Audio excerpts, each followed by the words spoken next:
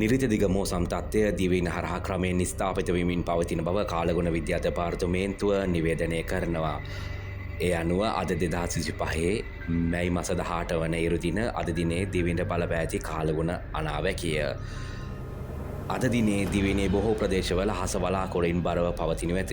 බස්නාහිර, සබරගමුව, වයඹ, උතුරු සහ උතුරු මැද පළාත්වලත් ගාල්ල සහ මාතර දිස්ත්‍රික්කවලටත් විටින් විට වැසි හෝ ගිගුරුම් සහිත වැසි ඇතිවේ. බස්නාහිර, සබරගමුව, වයඹ සහ උතුරු පළාත්වල ඇතැම් ස්ථානවලට මිලිමීටර් 75කට වැඩි තරමක තද වැසි ඇතිවිය හැක.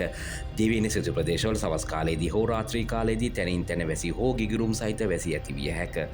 වයඹ, උතුරු මැද, උතුරු සහ දකුණු පළාත්වලත් ත්‍රිකෝණාමලය දිස්ත්‍රික්කයේ විටින් විට හමන පැයට කිලෝමීටර් 30ක සහ 40ක පමණ තරමක තද සුළං ඇතිවිය හැක.